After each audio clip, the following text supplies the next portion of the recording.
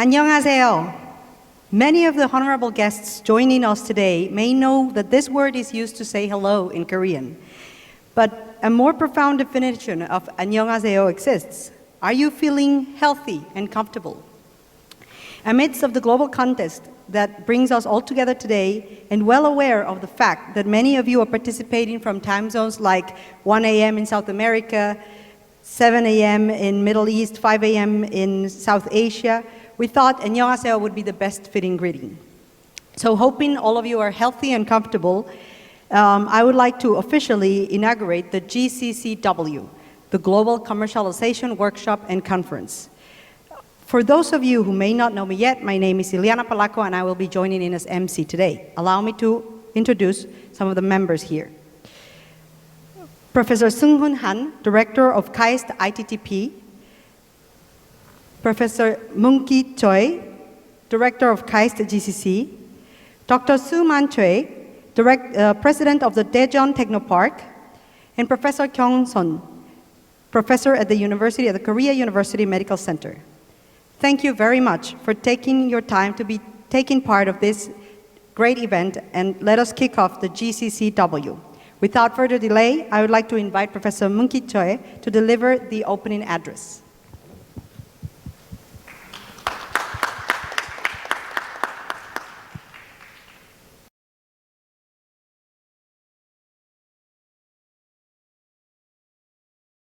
GCCW 2020 글로벌 컨퍼런스 Ladies and gentlemen, 워크숍에 distinguished 참석한 guests, 여러분들 glad to see 반갑습니다. you 그리고 all who are 환영합니다. participating in the Global Commercialization Conference and Workshop or GCCW 2020. Welcome. Amid the tough COVID-19 pandemic situation, like-minded people have gathered to share insights with one another. I'd like to express my gratitude to all participants for making this occasion possible. KAIST Global Commercialization Center, or KAIST GCC for Global Technological and Business Exchange, holds the GCCW in spring and fall every year, and this is the 10th of its kind. At first, the conference was scheduled in June, but due to the pandemic, it was inevitable to postpone the event to today. While maintaining the aim of the conference amid this pandemic, a limited number of offline participants and a large number of online participants take part in the GCCW 2020 in a contact and on-tact way. Although the face-to-face communication opportunity has lessened, this way minimizes the close contact among participants. I'd like to ask for your understanding of the inconvenience that you might experience. It is hoped that closer communication between presenters and participants or among participants can take place through Zoom even after the GCCW 2020. In this round of the GCCW, we would like to analyze the response strategies and the investment environment in the post-pandemic era, discover technologies and businesses that would weather the pandemic, introduce the Korean Digital New Deal for the future, and discuss green ICT convergence technologies and businesses. I would like to deliver my sincere thanks to keynote speakers Professor Kyung-sun and Dr. Kyu-taek Lee, as well as to panelists with expertise for 3 sessions. In particular, my deep thanks also go to presenters from abroad for taking time to be with us despite the time difference. Also, I'd like to thank the presenters from businesses and research institutes for being with us out of busy schedules. This on- and offline-based communication for GCCW might be a bit inconvenient for participants, but as organizers, we need to offer the 2 channels. And this way is tougher than the usual way, which requires careful consideration.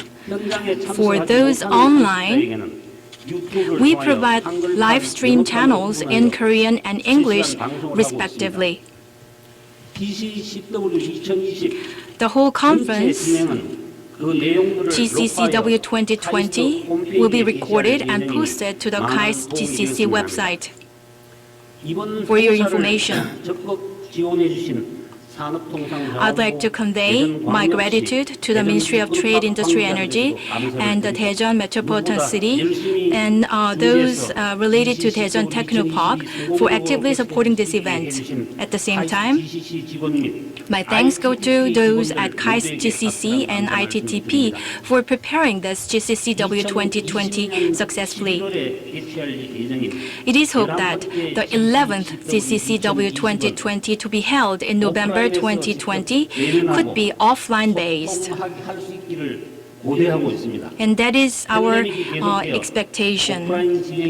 We look forward to it. However, if the pandemic goes on and it is inevitable to adapt on and offline like this time, we will put more focus to make it much better. We will thoroughly review the performance of this conference so that we can bring innovation in the on and offline GCCW. Let's keep prevention and control rules for the successful end of the conference. Once again, I'd like to express my thanks for your participation.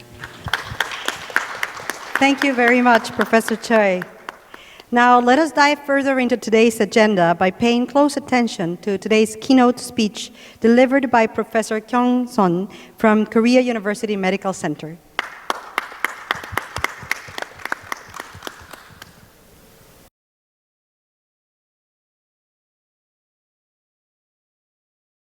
네, 감사합니다. Thank you 여러분 very much 반갑습니다. for your introduction. Thank you very much, and it is a pleasure to meet you all here today. I'd like to extend my gratitude for the organizer for inviting me and deliver this keynote speech. I'm very much delighted to have a chance to introduce what we do in Korea. As you can see from this slide, I'm actually a cardiac surgeon. And I had a privilege to be able to make some contribution to the industry in Korea. So I like to share some of the experiences that I had before. I actually looked up the internet the other day, and I found out this very interesting article. We noticed that the size of the brain is getting smaller and smaller, and the IQ, the intelligence level is also going down. Well, once we graduate from the university, especially I'm a surgeon, so I normally do use my hands instead of my brain for the surgery and the operation. So maybe I am also to be blamed for this smaller size of the brain.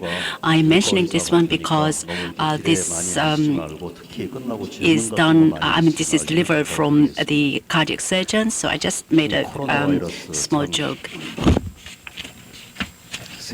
Well, this is the COVID-19, and it seems to do the resetting of the world. So please allow me to mention a little bit about the mask. So do we need to wear mask or not? And is it somewhat affected by the cultural difference? But again, I'm a surgeon, so when we make a decision, we normally undergo these steps.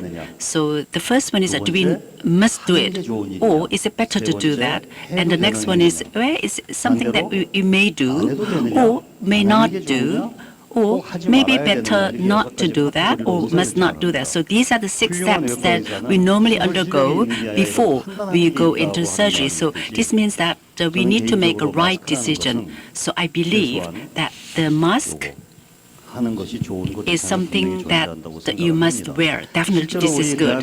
But if you take a look at the data provided by the KCDC, or the Korea Centers for Disease Control and Prevention, so you see the difference in infection rate. Well, if you wear the mask and if the patient wear mask, so you definitely see a very, very big gap of the infection rate. But the key is, well, of course, you need to wear the mask, but you must wear it in a correct way. Then it's as if you're not wearing anything at all. I also happened to encounter very interesting news from BBC, and they actually coined the wording of the COVIDiot. And again, I also look up the Wikipedia, and I found out that it's the combination of the COVID and the idiot. Well,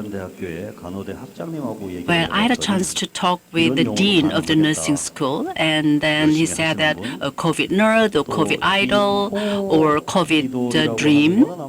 So maybe I think COVID is actually the name of the folk therapy in African country. So maybe we also can achieve a dream. So maybe we can also coin another word like a COVID dream, which means COVID and the dream. The Korean government actually took up a lot of activities as well as programs, and that we also categorized the different level of risk against the COVID-19. Well, we call K-quarantine, which is the Korean quarantine, which is definitely very exemplary because it shows a very, very good cooperation between the public and the private. So whenever we talk about the K-quarantine, we eventually mention the KCDC, the Korea Centers for the Disease Control and Prevention. So as you can see, we also see the picture or the photo of Dr. Chung, who is the director of the KCDC. Definitely we need to really thank her, and we're also very much proud of her achievement. Actually, the Dr. Chung graduated from the Seoul National University in 1989, the School of Medicine, and I know she also got the Master of Health Science, and then also she got the PhD degree on the environmental medicine. Well, I like to please allow me to mention one thing, because we had MERS in 2015. At that time, she was the director of emergency control. And later on, she actually got the very, very heavy penalty. However, maybe she could end up of maybe retiring as a civil servant, but she accumulated all the expertise, and this time it become very much fruitful. So we were very much ready because we already experienced that MERS in 2015, and we had a very, very close cooperation between the public and the private. So we also had a very, very needed collaboration between the KCDC and KNIH and the KFDA. I think it was yesterday, as of September 8 of 2020, the confirmed cases around 21,000, and we also see about 16,636 patients who got released, and we still have 4,455 patients under isolation. And I think the overall death rate is about 1.59%. We always can check this data on a real-time basis as long as you have access to this website.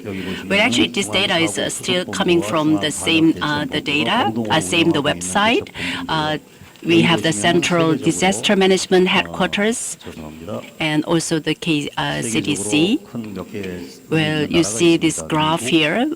You see the US and the India. Well, of course, these are absolute numbers. And of course, they have a very large population. So we also need to think about the proportion against the entire population. Now, I'd like to mention a little bit about the success factors of the K-quarantine. What were the contributing elements for these success factors? First of all, we had a preemptive development and supply of the diagnostic kits. And the second success factor is, well, again, Korea is very strong in IT and infrastructure. So we also could have early diagnosis of the patients, and at the same time, we also could easily track and isolate contacts using security cameras or the smartphones.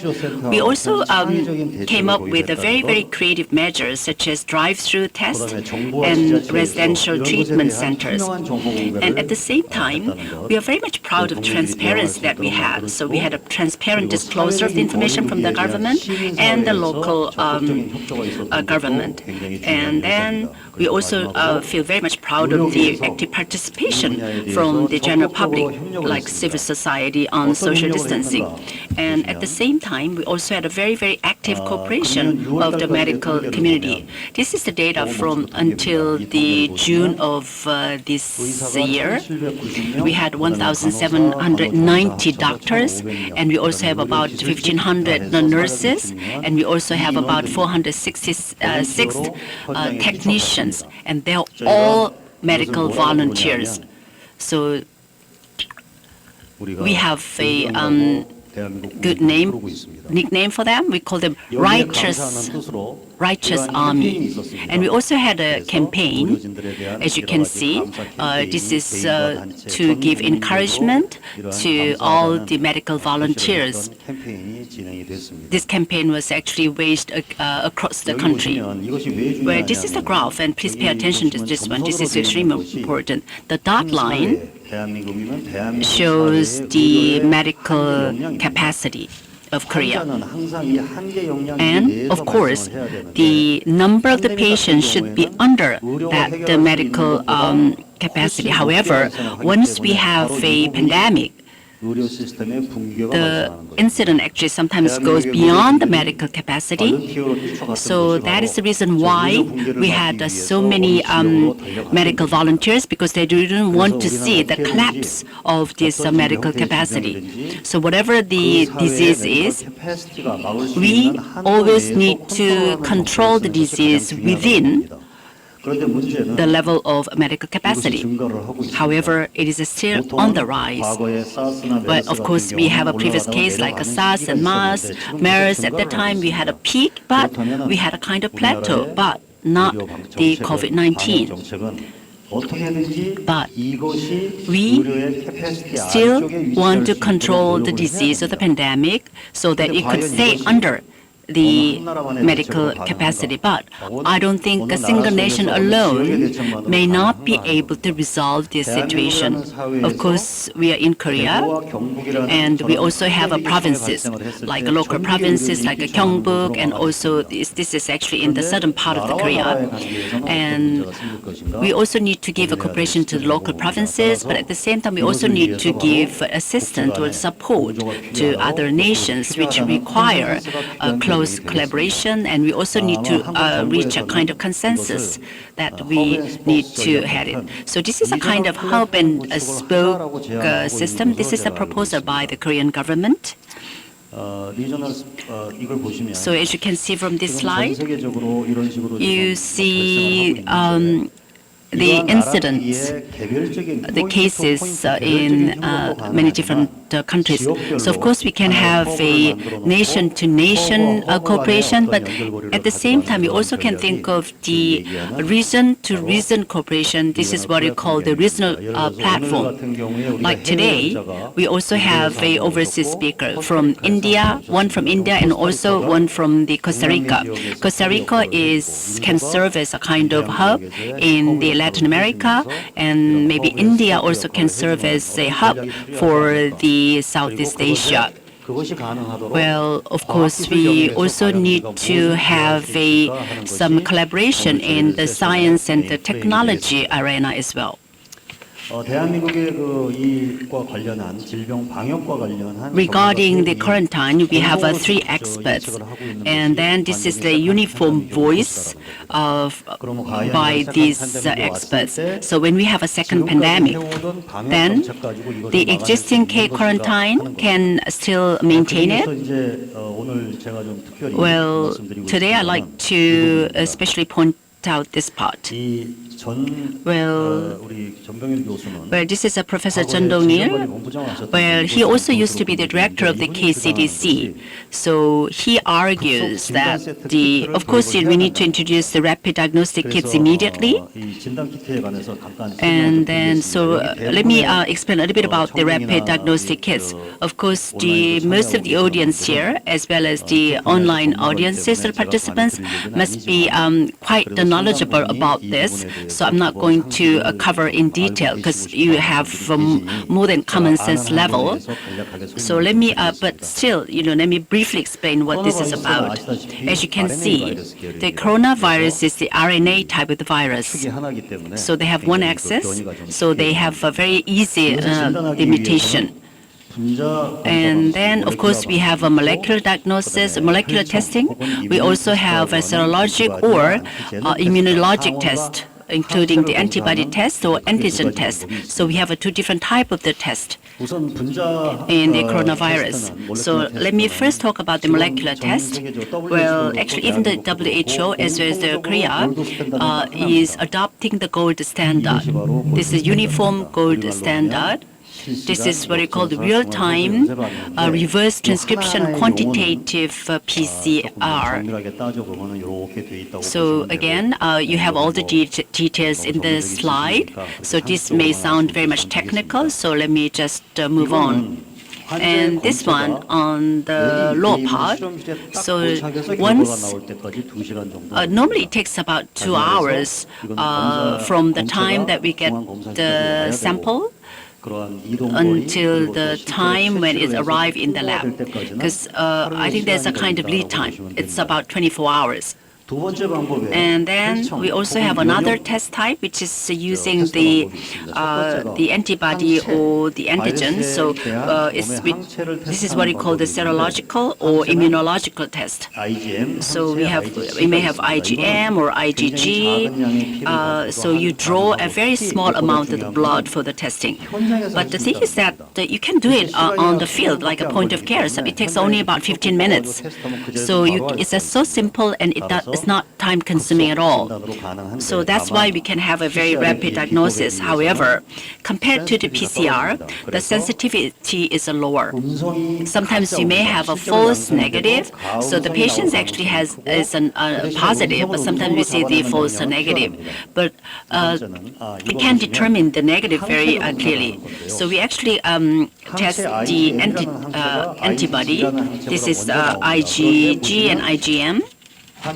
And once the patient got infected, we normally get the antibody after 1 week. Then, how can we know if this patient is infected or not? So this is not appropriate for the initial stage or early detection. And we also have immunoglobulin G. This is IgG. This comes later. And again, it comes late, but it lasts longer. So especially as for the antibody test, especially in Korea, we do not accept it much, because in the long run, well, of course, you don't need to do that as long as you can actually have the PCR test. But as a kind of quick fix measure, you still can use this type of the testing. In Korea, sometimes you don't have any symptom, and you may got infected, and you may have antibody, but in order to determine the infection rate, we still can include this kind of testing. But when you have a secondary pandemic, I think sometimes we still can use it, because sometimes we cannot just afford only using the PCR. Now I'd like to talk about the antigen test. Again, it's very, very quick, and you don't need to wait until the antigen is being produced or created. However, we also have a high, the sensitivity, because the sensitivity sometimes you may have a false negative and also false positive. I think I can cover the detail in the later section.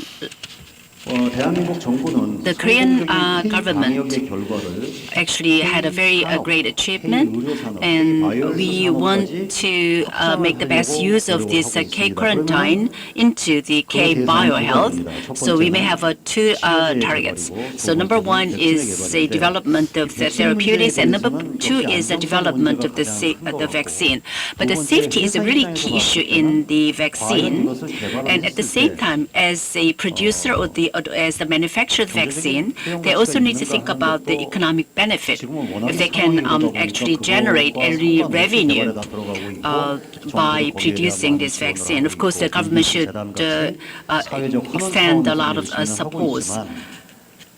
But I am not that much confident at this level if all the manufacturers can enjoy the economic benefit by producing the vaccine. And the third one is, well, of course, once we develop it, then how can we distribute it? across the country and also across the world. So there might be a kind of nationalism or conflicting interest. This is what we call the vaccine nationalism. Well, of course, we have these issues, but distinctively, we have a safety issue. So when we normally develop the drug, we have the preclinical, the non-clinical period, which takes about 1.5 years. This is normally like a preclinical animal testing. And then we also have a clinical trial like phase 1, phase 2, and phase 3. And we also need to guarantee the long-term safety as well as efficacy. So the entire duration of the clinical trial is about 6 years. And we also have a post-marketing the observation, which takes about 2 years. However, in case of the COVID-19, the development actually started early this year, and several manufacturers claim that they can actually produce or introduce a vaccine maybe next year. In this case, well, is it safe or does it really have efficacy? So we need to wait and see. Especially about the safety. I think this is the article from the Washington Post. I think 7 out of 10 Americans would be likely to get a coronavirus vaccine. So I think it must be very much interesting to conduct a survey to the people on their willingness to take the vaccine. Well, this is what we call the national disaster type of the pandemic. So we see the shorter interval for each the pandemic. Like we have 1918 Spanish flu, and we have 2003 SARS, and we have 2009 SI.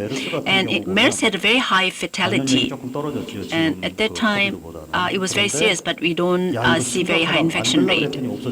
But actually, some manufacturers or pharmaceutical companies tried to develop the vaccine, but the MERS was gone, so they could not even had a chance to use it. Well, I know some countries which were relatively loose against the MERS had a lot of difficulties, but we really had a lot of troubles at the time. So we had a very bitter experience, and we learned the lesson so far. And then now I'd like to talk a little bit about the biohealth industrialization in Korea. So first of all, we have a bio and we also have a healthcare. Well, sometimes people think they are the same, the bio industry and healthcare industry. What do you think is right? Well, healthcare is under the bio, or the bio is under the healthcare. Which do you think is right? Well, of course, we have a healthcare technology and the biotechnology. They are completely different because one is goal-oriented and the other one is a technology-oriented. So the purpose of the healthcare technology is for the human well-being, but the biotechnology, the goal is to introduce innovative product as well as technologies. So you need to have very special technology or specified technology for the biotechnology. And in case of healthcare technology, I think the scope that can be adopted is relatively smaller. Now, let's take a look at from the technology perspective. Biotechnology actually is used in many different areas. So sometimes you want to overcome the cancer, then you only can use only some part of the biotechnology. So this time, let me ask this question again. So is a bio under the healthcare or is healthcare under the bio? Well, my answer is both are true because they are completely in a different layer in the first place. So that's why the Korean government adopted, standardized the wording. So they started to call it as a biohealth. So bio is technology-based and healthcare is relatively service-based. So that now they came up with this different wording of the biohealth, where some countries may think it's still just the medical industry, but in Korea we just call it the biohealth.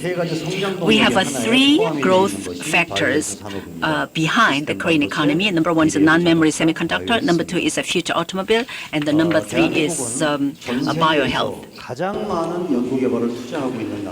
Korea is one of the countries which is investing a lot on R&D. So when you take a look at the number of researchers and also the portion of R&D to GDP, Korea is one of the top countries.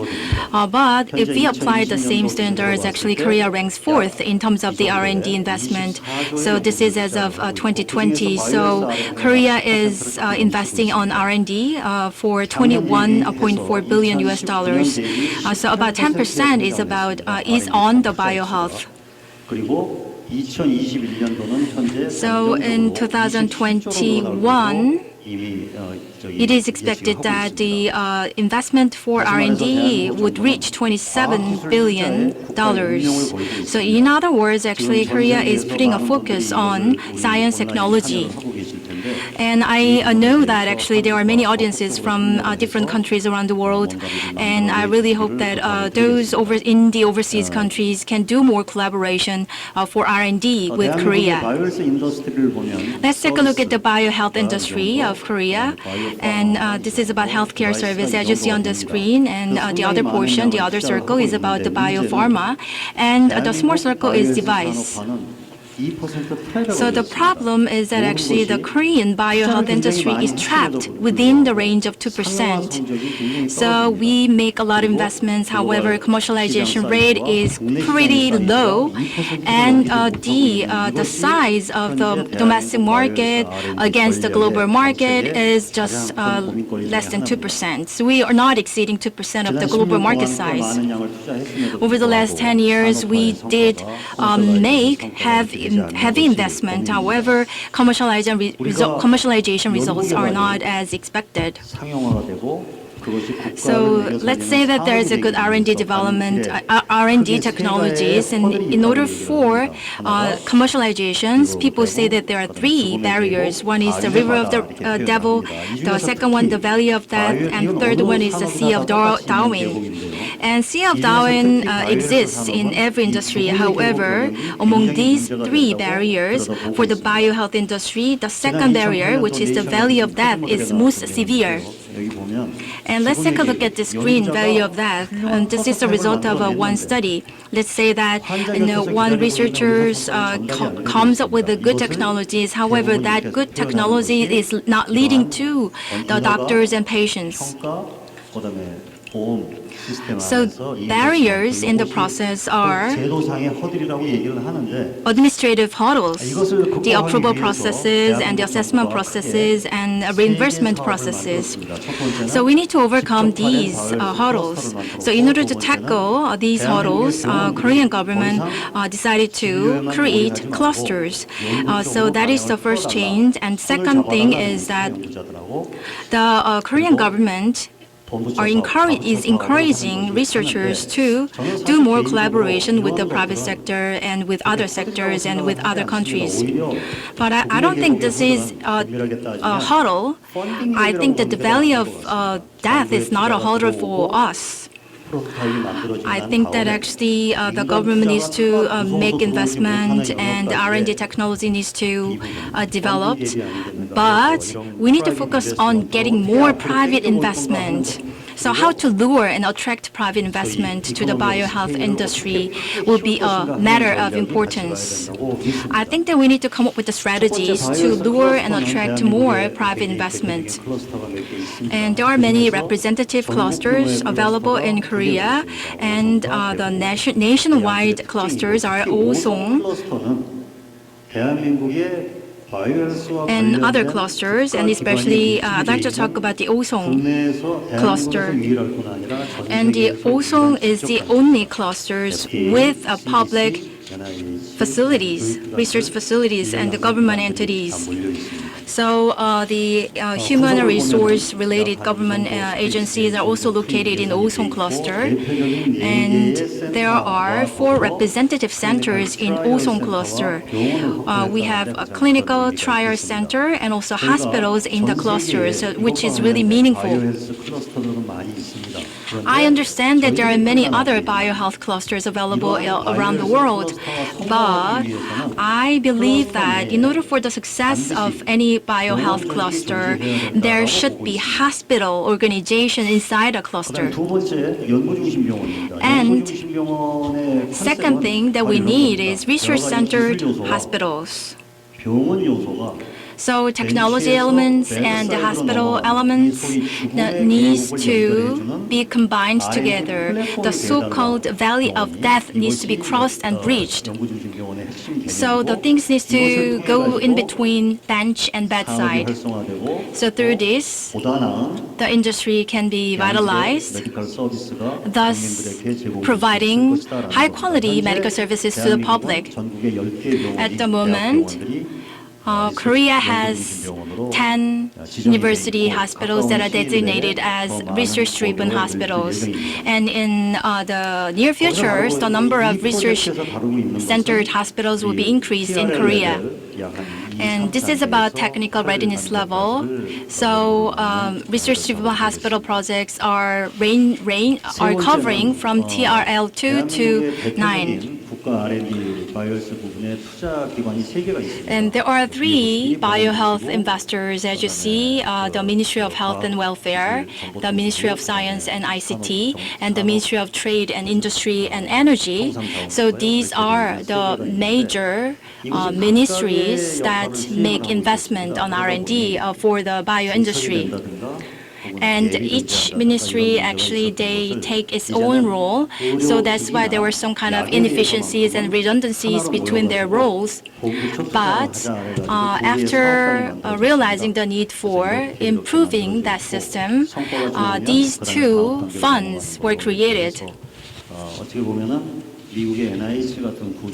Just like the structure of NIH, or just like the Japanese system, we'd like to create those systems in Korea. So these 2 funds have the areas to cover. So in order to create a closed-loop system, they are working on making a good ecosystem. So the 2 public entities or funds, they want to make sure to create open loop. So for R&D activities, they are also working on creating a open loop. This is a photo taken in May last year. President Moon Jae-in did an event for announcing the national vision for biohealth. And that event was held in Osong that I talked about. And biohealth industry should be the next growth engine, just like the IT industry of the current times. So the President Moon Jae-in declared his vision to make Korea being #1 in the biohealth industry around the world. So at the time, this year, the government came up with the strategies for innovating the biohealth industry. So the Ministry of the Health and Welfare, the Ministry of Science and ICT, Ministry of Trade, Industry and Energy, and Ministry of Economy and Finance, these 4 ministries gathered together for the agreement on the strategy. And these are important information. So according to the announcement, the goal is to increase the global market share 3 times and achieve $50 billion in export and to create 300,000 new jobs. So these are the specific objectives. And by stage, they came up with big strategies. In relation to the post-corona era, this year, in July, Korea came up with the Korean New Deal plan. So this probably will be covered in the different sessions during the conference. So I don't want to go the content in details because that will be covered by the other presenter. 그다음에 우리나라의 대표적인 그 정책 국가의 탱크라고 얘기하는 키스텝에서 And KeyStep is one of the national think tank of Korea, and actually the KeyStep has announced the promising technologies for the future in the post-corona virus era. So one of the 5 is digital therapeutics, but there are 5 promising technologies according to their evaluation, as you see on the screen. 참고해 두시면 좋겠습니다. And this is just for your information. 현재 코로나 관련해서는 범정부 지원 And the pan-governmental support group exists in Korea. Actually, they are working on coming up with the support measures. However, this is ongoing discussion, so I don't want to reveal details. And this is about the post-coronavirus policy direction of science and technology, preparing for a new future. So different government ministries gather together to come up with the national strategy, and there are many sectors. Among the sectors, healthcare and quarantine sectors are considered important. 그리고 과학기술총연맹이라고 하는 데서 바이오 경제 포럼을 했는데 And KOFST, 측면에서 수요 변화와 생존 the associations of the science, technology, and institutes unveiled a report. 굉장히 강조를 한 것이 And these are the summarized content of the report. So in the healthcare industry, convergence of technologies is one of the big topics. And convergence is one of the themes that we'll cover in the conference, as you know. So taking this opportunity, I'd like to talk about Industry 4.0, or the fourth industrial revolution. So up until last year, people talked a lot about what to do or what kind of preparation we need to do for the fourth industrial revolution. However, now, because of the outbreak of the pandemic, the talk about the topic is not as much as before. So there are different scenarios for the future. For the fourth industrial revolution, there are optimistic scenario as well as pessimistic scenario. But what is concerning or what is worrying is that there is a possibility for polarization and marginalization. And this also may be applied to healthcare industry, depending on your income level or education level, or depending on where you live or where you're from, or depending on the social classes. There could be inequality and also in the health industry. So these are the concerns raised by many people. Some people are saying that the fourth industrial revolution has pushed the COVID-19 forward. But there are a lot of different opinions regarding that. So let's take a look at the fourth industrial revolution. So one of the main topics for that was globalization. However, in the post-corona era, people are just focused on localization. And in the past, we talked about offshoring, but now companies are making a U-turn. So reshoring is the topic these days. So supply chain used to be in China, but not anymore, not just in China. And the service industry was all about global outsourcing, but now the global outsourcing its importance has become even more important.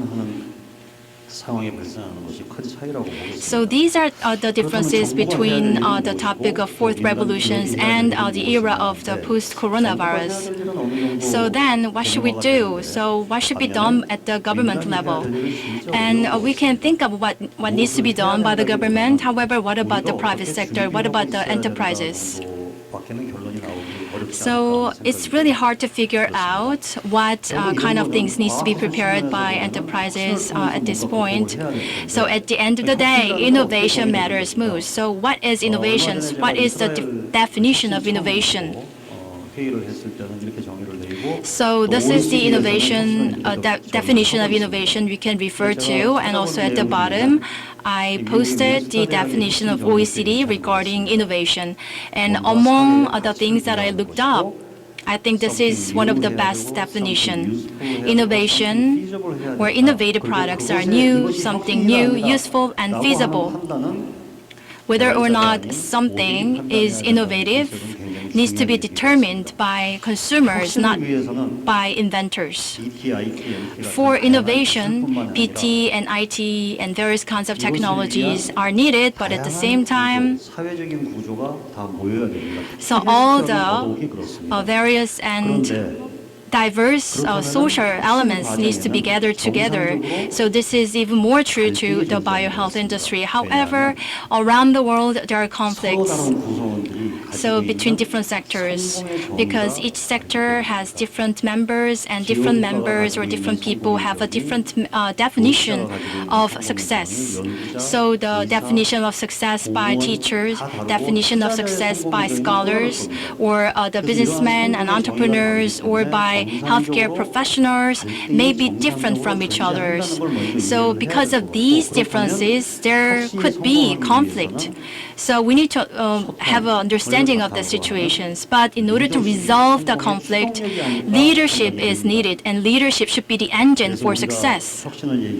So when it comes to innovation, rather than inventors, we need to make sure to cultivate innovators. And I really hope that the participants of the conference can become innovators to lead innovation. Thank you for your attention. Thank you very much, Professor Sun.